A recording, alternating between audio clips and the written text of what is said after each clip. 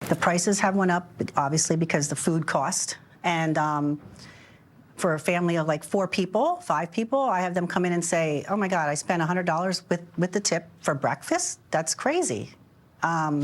Which it is. My mother used to always say, gotta vote Democrat, you know, they're for the poor people. But you just voted for Donald Trump. Yes. Inflation is down by more than half. Interest rates are falling, mortgage rates are falling, wages are going up. Are you not feeling that? I don't feel it. No, I don't feel it. I don't feel it at all. Everybody I talk to, nobody's wages went up. That was Roz Werkheiser, manager of the popular Nazareth Diner outside Bethlehem, Pennsylvania. She's a lifelong Democrat. She voted for Trump. She had to school CBS News' Scott Pelley, who claimed, did you hear that inflation is down? No, it's not. The rate that is somewhat down. It's still up. Inflation is up more than 20% compounded under Biden-Harris, triple what it was under Trump. Joining us now, TrendMacro Chief Investment Officer Don Luskin. Don, it's always a pleasure. So why is the media still trying to convince voters the economy is good? Inflation is up double digits. Show it. Food, groceries, utilities, housing costs, healthcare costs, college tuition. I mean, the Wall Street Journal's Jerry Baker says the media knows about as much as what's going on inside America as it does North Korea. What do you think? Well, I think the election expresses the electorate's view of this quite clearly. Anybody can say anything they want about inflation, but every household in America knows that their fundamental cost of living is up 25% in the last 3 years. Now, the fact that it's going up a little slower now, well, that's great. Better than going up faster now. But we are in an affordability crisis at the same time as the same Democratic Party that caused that affordability crisis has set the world on fire. We've got Iran fighting Israel. We've got Russia fighting Ukraine. We've got nuclear-armed nations about to start World War III.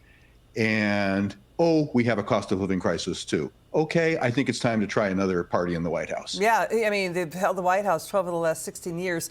And this new narrative is not working, that somehow a big 75 million Americans were somehow misinformed.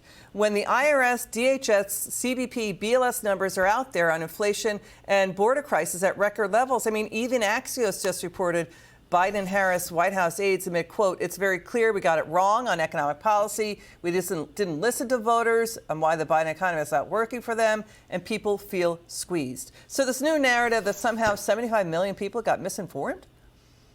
Look, it's hilarious that Democrats are blaming Democrats for having done something wrong in this election. Now, why are they doing that? It's just more of their propaganda. They do not want you to realize the reason Trump won is not because Democrats did a bad job at communicating. It's because Trump did such a good job at communicating. You do not win the popular vote without running a superlative campaign. So when the Democrats blame other Democrats for their loss, these are just people who want to take credit for everything. They even want to take credit for Trump winning. You're pretty mad, Don Luskin. You have any final words? Go ahead. Take it away. Final thought. Well, look, all I can say is we have had a game-changing election where Donald Trump didn't just win, he won the popular vote. So this delegitimizing propaganda campaign that the Democrats have run against him ever since 2016, when he was elected president without the popular vote, which gave him a presumption of guilt in every decision he ever made. He wasn't really representing the majority. Well, he is now. Yeah. Where's your moral authority now, Democrats? Yeah, I'm afraid you just need to get on the Trump train. Yeah, the whole time they were in the minority when the majority of Americans were agreeing with Trump. Don Luskin, thank you so much. A pleasure to see you, too. Great to have you on. Thank you, Liz.